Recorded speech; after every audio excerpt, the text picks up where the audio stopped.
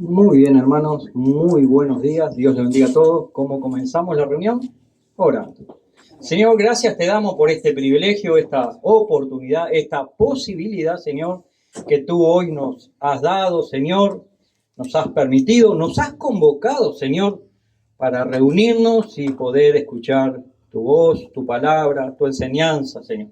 Muchas gracias, Señor, que podamos comprender, entender, para después sí aplicar, Señor, lo que podemos aprender a través de ti. Muchas gracias, Señor, en el nombre de Cristo Jesús. Amén. Muy bien, hermanos. Hoy vamos a estar en primera carta de Timoteo, capítulo 2, versículo 8. No obstante, voy a hacer una lectura previa. Y también saludar a quién. A Luz, que está entre nosotros.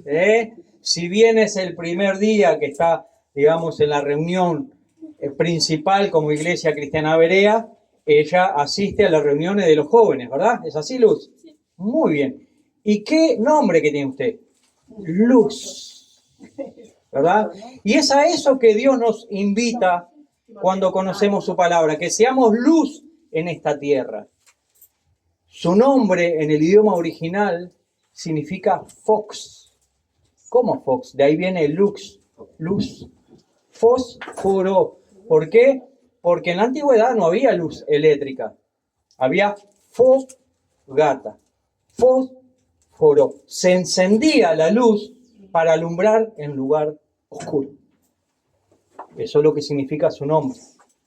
Ahora, qué bueno es proceder como significa mi nombre. ¿Cómo? Alumbrar en un lugar oscuro. La hermana Erika leía, ¿verdad? Que este mundo está en tinieblas, o sea, en escotía, en oscuridad, en tinieblas. La palabra de Dios, Cristo Jesús, cuando vino a este mundo, ¿qué hizo? Comenzó a iluminarlo. ¿Pero qué pasó? La luz vino a este mundo, pero los seres humanos amaron más la oscuridad, las tinieblas, y no quisieron esa luz, que es Cristo Jesús. Tanto fue así que no quisieron esa luz, que se quisieron despojar de él y lo crucificaron en una cruz. ¿Verdad? Por sus enseñanzas. Nosotros tenemos que ser también luz. Ella se llama luz. Quizás nosotros no nos llamamos luz, pero tenemos que proceder como la luz. ¿Se dan cuenta el punto? Somos luminares en este mundo, dice la Biblia.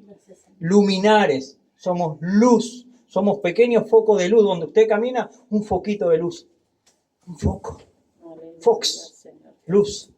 Un fósforo son. Un fósforo en este mundo. ¿Para qué? Para iluminar. Vamos a estar leyendo, bueno, dijimos Timoteo capítulo 2, verso 8. No obstante, yo voy a hacer unas lecturas previas.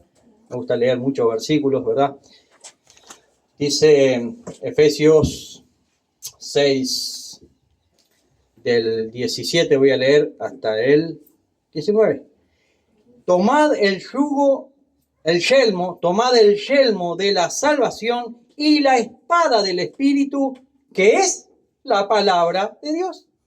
¿Verdad? Eso que usted tiene ahí es la palabra de Dios. ¿Verdad? Es la espada del Espíritu, que es la palabra de Dios. Orando en todo tiempo, dice, con toda oración y súplica en el Espíritu, y velando, o sea, vigilando, cuidando en ello con toda perseverancia y súplica por todos los santos, por todos los hijos de Dios.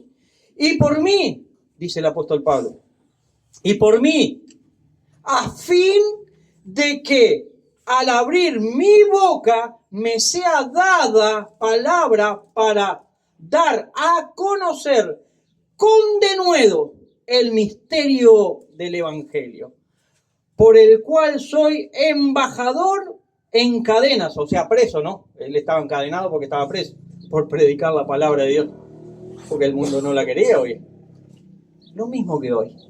No ha cambiado nada sobre la tierra. Por lo cual soy embajador en cadenas, que con denuedo hable de él como debo de hablar.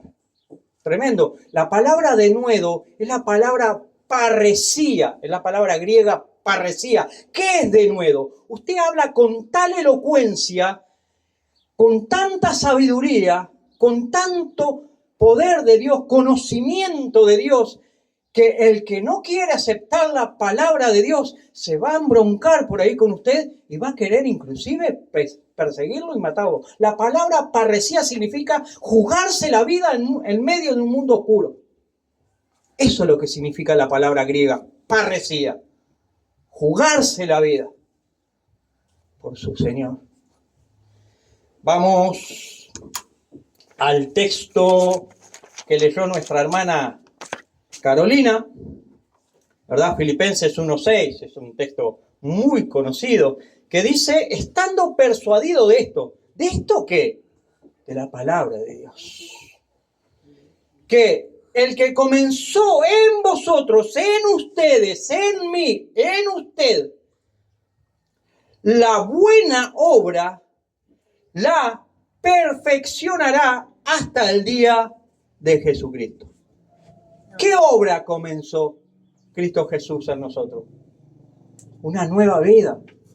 Nosotros hasta hace media hora atrás, ¿en qué andábamos? En tiniebla. Ahora, de aquí hacia adelante, debemos de andar en luz, en fos. ¿Verdad? Y a partir de hoy, o de ayer, porque algunos somos un poco más viejos en el cristianismo, Dios, a partir de ahí que Dios nos salió al encuentro y nos va instruyendo y nos va enseñando, Él nos va perfeccionando hasta aquel día en que Cristo vuelva nuevamente ¿a qué? A buscar a los suyos, o sea, a su iglesia, a su pueblo. Y Dios nos perfeccionará hasta aquel día. Y allí seremos transformados, seremos arrebatados, seremos trasladados de este planeta Tierra a la patria celestial. Y cuando la iglesia desaparezca, que la gente dice, che, hay unos cuantos vecinos que faltan. ¿Qué pasó? Ahí el juicio para todas aquellas personas que se burlaron de Dios y que le han rechazado. Tremendo, ¿eh?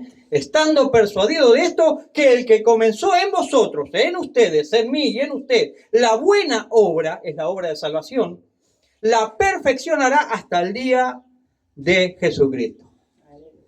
Vamos a cantar esta letra bíblica. ¿Qué dice? Y estando persuadido de esto, que aquel que comenzó su obra en mí, su reino obra en mi vida, la terminará. Estando persuadido de esto, que aquel que comenzó su obra en mí, la terminará, la terminará, la terminará. Jesús terminará su obra en mí, la terminará, la terminará. Jesús terminará su obra en mí. Y en usted también. Solo tenemos que permanecer. ¿En quién? En Cristo Jesús. Gracias, Jesús. Simple, pero a veces lo hacemos complejo. Porque venimos hoy a congregarnos y después venimos 30 años. Más adelante, ya venimos con bastón, ¿no? O con el andador, ¿verdad? Comemos todos los días. Bien. Tomamos agua todos los días. Bien. ¿Para qué? Para sostener nuestra vida. Para sostener nuestra vida espiritual, debemos de estar en comunión con los hermanos, congregarnos, estar juntos para que Dios pueda obrar en nuestra vida constantemente, ¿verdad?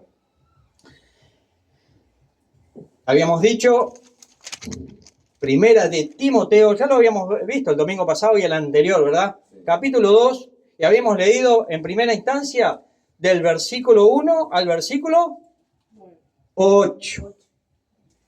En la segunda instancia habíamos leído del versículo 9, sí, al final, al 15. Hoy vamos a detenernos en el versículo 8. Y es un mensaje un poco diferente el de hoy, ¿verdad? vamos a procurar ver algunas posturas bíblicas de cómo orar. No vamos a ver posturas doctrinales, no, vamos a ver algunas posturas bíblicas de cómo oraban, ¿verdad? Dice, segunda de Timoteo, capítulo 2, verso 8, quiero, comienza ¿con qué? Con una ordenanza, quiero, es Pablo, es el apóstol el que está diciendo, es una ordenanza. Quiero pues que los hombres, esto es genérico, hombres y mujeres, ¿verdad? Que los hombres y mujeres oren en todo lugar, o sea, habíamos dicho la vez pasada dónde se congregaban, ¿verdad? Dónde se congregan. Levantando, ¿qué? Manos santas, ¿verdad? Los hebreos en la antigüedad, cuando oraban, alababan a Dios, ¿qué hacían? Levantaban las manos. Por eso la costumbre que tomó la iglesia de ahí, de levantar las manos, es una postura, ¿verdad? Que la mayoría hemos adoptado. Levantar las manos. Pero por una condición el apóstol. Manos limpias. Manos santas. Apartadas de toda maldad. Tremendo, ¿verdad? No orar de cualquier manera. Manos santas. La palabra santo significa apartado. Habíamos dicho, ¿no? Antes éramos del mundo, ahora estamos en Cristo. Estamos apartados. Vivimos en el mundo, por supuesto. Pero hoy tenemos todo el consejo de Dios. Y a Él tenemos que escuchar y oír. Nos van a bombardear con cosas del mundo. Y por supuesto, si vivimos en el mundo. Usted solamente haga así, agache la cabeza y ya está. Y lea la palabra. ¿Verdad? Porque el mundo no le va a proporcionar Biblia. El mundo no le va a proporcionar conocimiento de Dios. El mundo le va a proporcionar conocimiento de Satanás, que es el enemigo de Dios. Y no quiere que usted y yo seamos salvos, sino que vivamos en este mundo confundidos. ¿Verdad? Verso 8. Quiero pues que los hombres oren en todo lugar, levantando manos santas. Levantando manos santas, ¿verdad? Manos limpias. Eso es lo que está diciendo el apóstol Pablo. Quiero pues que los hombres, ese hombre genérico, ¿verdad? Y mujeres oren en todo lugar, levantando manos santas, sin ira, ni contienda. En las sinagogas eran los hombres quienes oraban, las mujeres quedaban aparte. Habíamos dicho, ¿se acuerda la vez pasada? Que es con Cristo Jesús que la mujer cobra relevancia e importancia. Gracias, se le permite en la iglesia del Señor participar. La única condición que la mujer no puede realizar en la iglesia es enseñar. O como hoy hay muchas pastoras. Eso no, la Biblia no lo enseña. Pero sí que participe y aprenda con los hombres. En el mundo greco-romano, o sea, en Grecia y en Roma y en el mismo judaísmo, la mujer no podía aprender. Tenía que quedar apartada. Pero cuando viene Cristo Jesús, cuando irrumpe en la escena de la historia humana, Dios, lo habíamos visto, cuando resucita, ¿a quién convoca para dar el mensaje de resurrección? A una mujer. ¿Y la mujer qué hizo? Fue y anunció a quiénes. A los discípulos, a los apóstoles. ¿Y los apóstoles qué habían hecho? No le creyeron. No solamente porque ellos eran incrédulos y no creían en Cristo, sino porque la que trajo el mensaje era una mujer, y una mujer era despreciada en aquel contexto histórico. Entonces, como decía un rabino, hablarle a una mujer, enseñarle a una mujer, predicarle a una mujer, era echarle perlas a los chanchos, a los cerdos, así decían. Pero Cristo Jesús no procede así con la mujer. Le da un lugar, le da importancia. Como aquella mujer que la querían matar porque la habían encontrado en el acto de adulterio. Jesús sale al encuentro para que no la mataran. Y Jesús, dice el texto, agachándose en tierra, o sea, juntamente con la mujer como estaba tirada, la levanta. Y Jesús hace una pregunta a todos los que querían matar a la mujer. Quien esté libre de pecados, que le arroje la primera piedra a la mujer. El que esté libre de pecado, fue a su conciencia. Y dice el texto bíblico que desde el más anciano, o sea, de la persona más vieja, hasta el más joven, dejaron caer las piedras. Porque Jesús le hizo dar cuenta que ellos son tan pecadores o peor que esa mujer. Y entonces nadie se animó a querer matar a la mujer, porque su conciencia les acusaba que ustedes también son pecadores. Y es muy probable que algunos de ustedes también estuvieron con ella. ¿Qué hizo Jesús? A través de la retórica, de la palabra, salvó a la mujer. Tremendo. Prosigamos. En la sinagoga eran los hombres quienes oraban. Las mujeres quedaban aparte, excluidas. La iglesia naciente, aquella iglesia que nacía, ¿verdad?, con los discípulos de Jesús, tenía a muchos convertidos que eran de la sinagoga, o sea, los judíos, ¿verdad? Y en las sinagogas, para orar, levantaban sus manos, ¿verdad? De ahí la costumbre de la iglesia, que adoptó esa costumbre de levantar las manos, ¿verdad? Algunos no levantan las manos, miran el cielo, se arrodillan, en fin. Y en las sinagogas para orar levantaban sus manos. La ordenanza es a orar en todo lugar en donde se congregaban. Hay que evitar las iras y las contiendas en las congregaciones, ¿verdad? Debemos de orar con un corazón contrito y humillado, con corazones sinceros, como dice una canción. Con corazones sinceros, llenos de alabanza y de adoración. Venimos ante ti, Señor, con corazones sinceros. Debemos de orar con corazones contritos, humillados, con corazones sinceros, llenos de alabanza a nuestro Señor y Creador. Orar levantando manos limpias, orar levantando manos santas. Dice el Salmo 24, 3 al 4 lo siguiente. ¿Quién subirá al monte de Dios? ¿Y quién estará en su lugar santo? Y la respuesta, el limpio de manos y puro de corazón. Bienaventurados los de limpios corazón, dice Mateo 5, 8.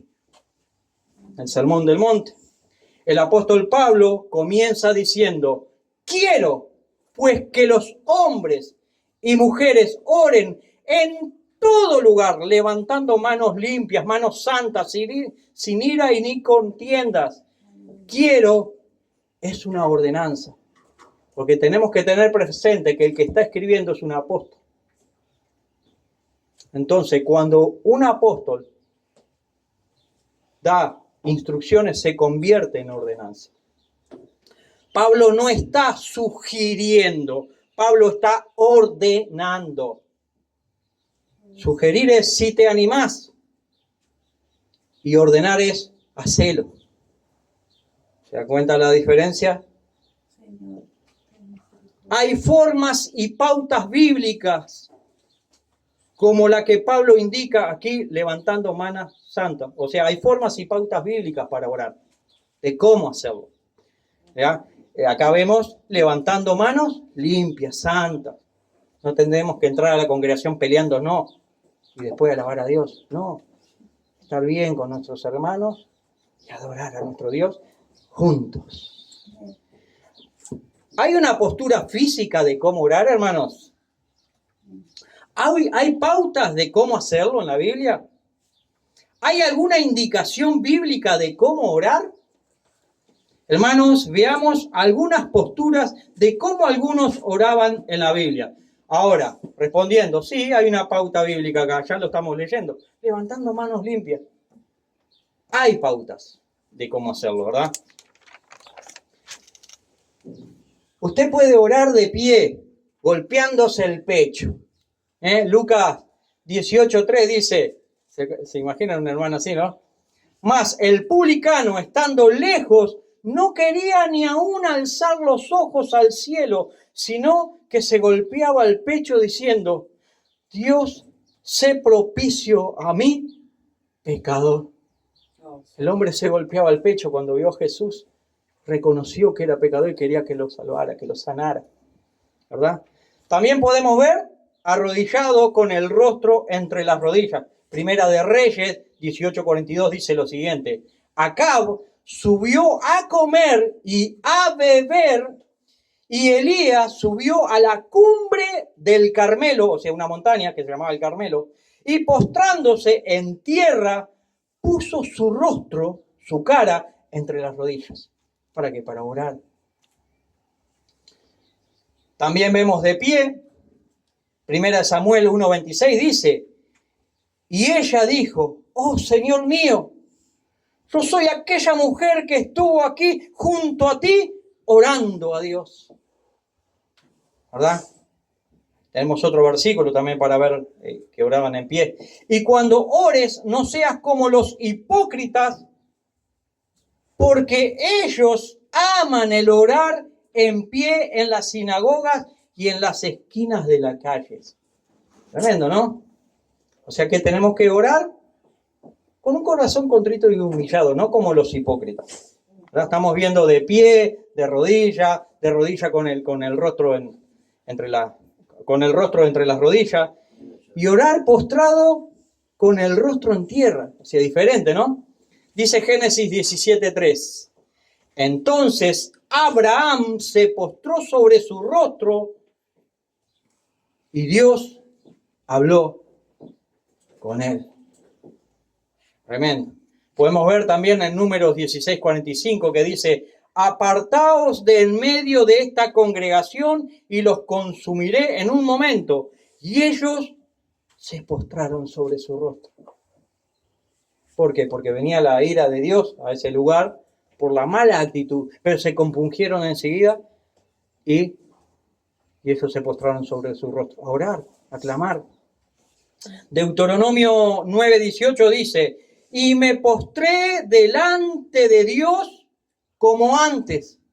Ya sabe que anteriormente también se postró a orar a Dios, ¿verdad? Josué 5:14 dice lo siguiente: entonces Josué, postrándose sobre su rostro en tierra, le adoró y le dijo: ¿qué dice mi señor a su siervo? O sea, Dios, soy tu siervo, soy tu esclavo, ¿qué quieres que haga? Como dijo Pablo, ¿recuerda cuando Cristo le salió al encuentro? Señor, ¿qué quieres que haga? Se humilló. Jueces 13:20 dice: porque cuando aconteció que la llama subía del altar hacia el cielo, el ángel de Dios subió en la llama del altar ante los ojos de Manoa y de su mujer, los cuales se postraron en tierra.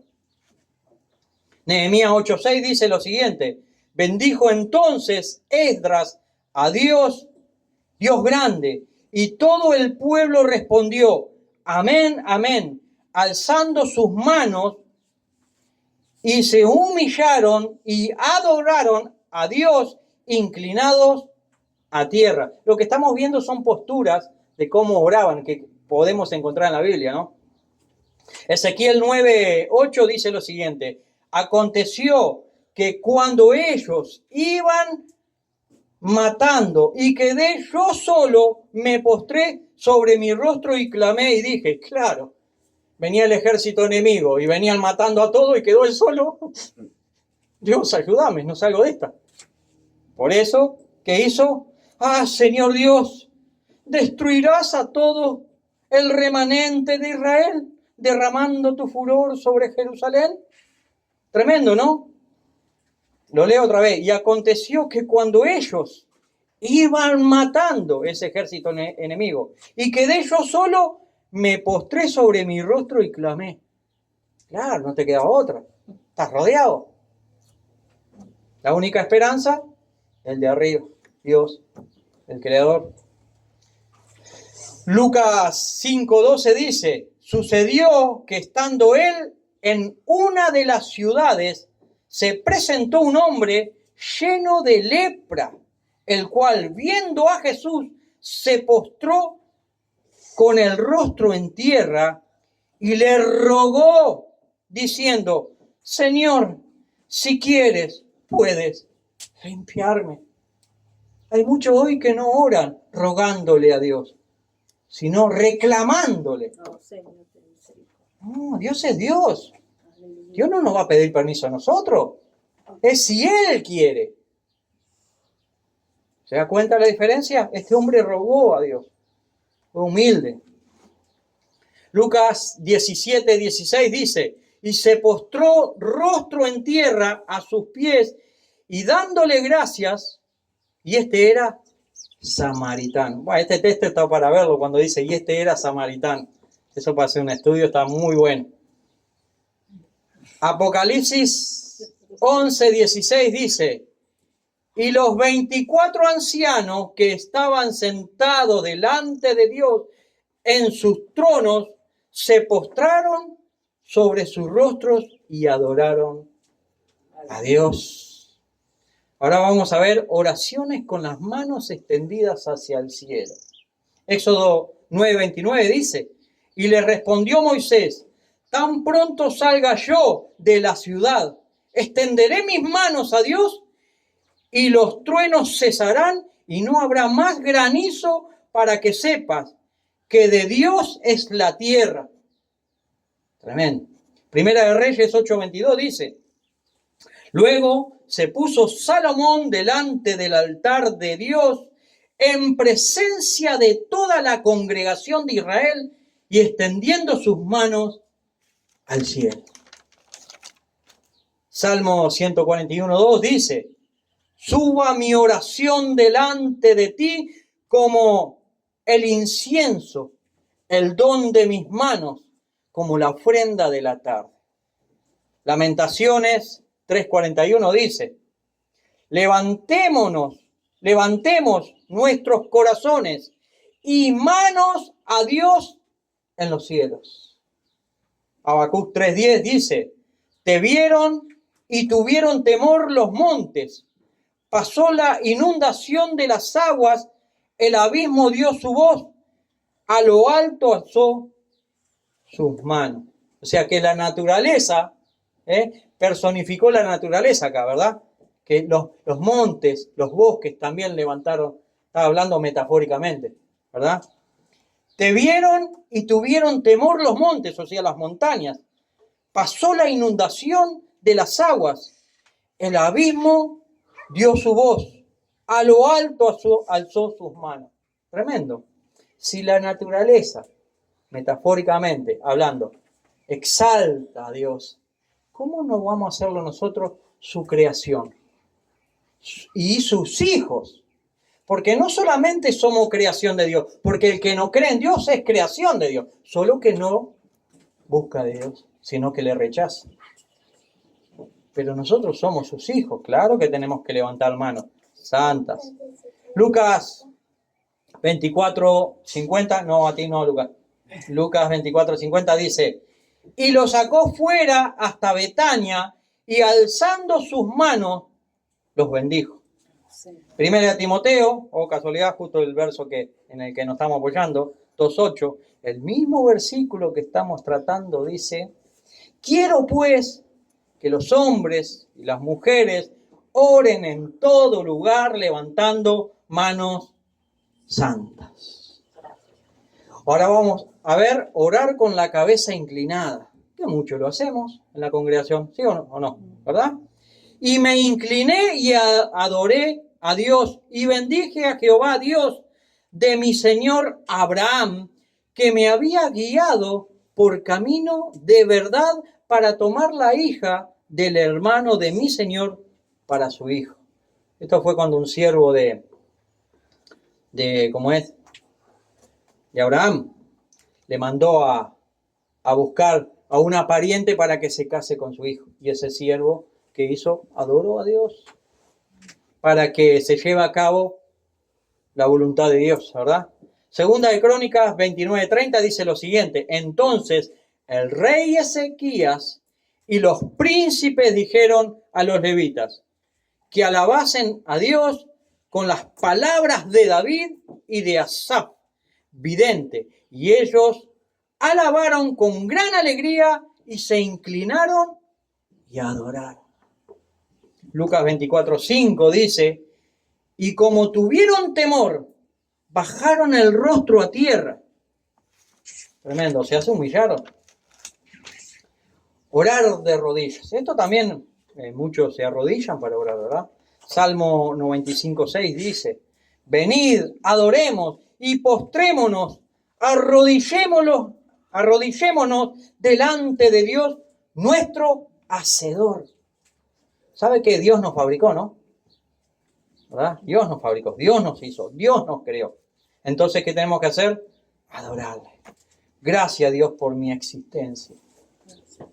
Isaías 45:23 dice, por mí mismo hice juramento, de mi boca salió palabra en justicia, y no será revocada, que a mí se doblará toda rodilla y jurará toda lengua. Esta es Dios mismo diciendo que ante Él toda rodilla se doblará. ¿Verdad? Daniel 6:10 dice, cuando Daniel supo que el edicto había sido firmado, entró en su casa y abiertas las ventanas de su cámara, de su aposento, que daban hacia Jerusalén, se arrodillaba 3 veces al día y oraba y daba gracias delante de su Dios, como lo solía hacer antes. Era una costumbre de Daniel orar así. Lucas 22:41 dice, y él se apartó de ellos a distancia como de un tiro de piedra, y puesto de rodillas, oró. ¿Qué es esta frase como un tiro de piedra? En la antigüedad, cuando se medían terrenos o algo, ¿verdad? Tiraban una piedra y donde caía, bueno, imagínense hasta donde llegue una pedrada usted. Bueno, ahí se inclinó esa persona a distancia como de un tiro de piedra y adoró a Dios. Pues él estaba viendo y sí, más o menos a distancia como un tiro en piedra. Es como decir, no sé, a 60 metros. Es como decir esa, la frase. Hechos 7:60 dice, y puesto de rodillas, clamó a gran voz, Señor, no les tomes en cuenta este pecado. Y habiendo dicho esto, durmió. Este fue Esteban. No, sí. Cuando lo mataron, cuando lo apedrearon. Tremendo decir esto, te están matando a tus enemigos y él diciendo a Dios, Dios, Señor, no le temas, no le tomes en cuenta este pecado. Lo estaban matando y murió ahí. Tremendo. Efesios 3:14 dice, por esta causa doblo mis rodillas ante el Padre de nuestro Señor Jesucristo. Ahora vamos a ver, orando, pirinchando el cielo, como dicen folclore. O sea, mirando al cielo, ¿verdad? Salmo 121:1 dice, alzaré mis ojos a los montes. ¿De dónde vendrá mi auxilio? ¿De dónde vendrá mi socorro? ¿Verdad? Y prosigue el Salmo, mi socorro viene de Dios. ¿Verdad? Salmo 123:1 dice, a ti alcé mis ojos, a ti levanté mis ojos, a ti levanté mi mirada, a ti que habitas en los cielos. Salmo 141:8 dice, por tanto, a ti, oh Dios, Señor, miran mis ojos. Usted puede decir esto, por tanto, Señor Dios, a ti miran mis ojos, a ti te miro, en ti pongo mi mirada. ¿Puede usted decir eso? Para eso tiene que tener convicción, haber nacido de nuevo. Salmo 145:15 dice, los ojos de todos esperan en ti, y tú les das su comida, ¿cuándo? A su tiempo. Todos comemos por la gracia de Dios. Dios hizo el planeta Tierra y esa tierra produce alimento. La tenemos que trabajar, sí, pero el alimento no lo fabricamos nosotros. El gen lo puso Dios en la semilla y nace. Juan 11:41 dice, entonces quitaron la piedra de donde había sido puesto el muerto, y Jesús, alzando los ojos a lo alto, dijo, Padre, gracias te doy por haberme oído. Hasta el mismo Jesús oró. Hasta nuestro Señor mismo lo hizo. Juan 17:1 dice, estas cosas habló Jesús y levantando los ojos al cielo dijo, Padre, la hora ha llegado, glorifica a tu Hijo, glorifícame para que también tu Hijo te glorifique a ti. Tremendo. Ya concluyendo, hermano, voy a decir una frase. No sé qué postura puede tener usted. Pero hay muchos que oran en una posición fetal. ¿Cómo en una posición fetal? No sé, basados en el Salmo 4, versículo 8, que dice, en paz me acostaré y asimismo dormiré, porque solo tú, oh Dios, me hace vivir confiado. Entonces, ¿verdad? En paz, Claro, oran ahí, en paz me acostaré y así mismo dormiré. Y ahí quedan arrodilladitos y dicen que oraron. ¿Verdad? Señor, muchas gracias por tu palabra, por tu mensaje, Señor, que mis hermanos puedan considerarlo un mensaje diferente, quizás tal vez corto, pero pertinente, Señor. Muchísimas gracias por hablarnos, Señor. Gracias, Señor. Señor, te pido que mis hermanos puedan atesorar, Señor, tu palabra en sus corazones, meditar en ella e ir creciendo, Señor. Gracias, Señor. Ilumina nuestras vidas, Señor. Danos esa luz necesaria, Señor, Gracias, Señor. para proceder cristianamente, para poder pensar bíblicamente, Señor. En el nombre de Cristo Jesús, Señor, te doy las gracias. Amén y amén.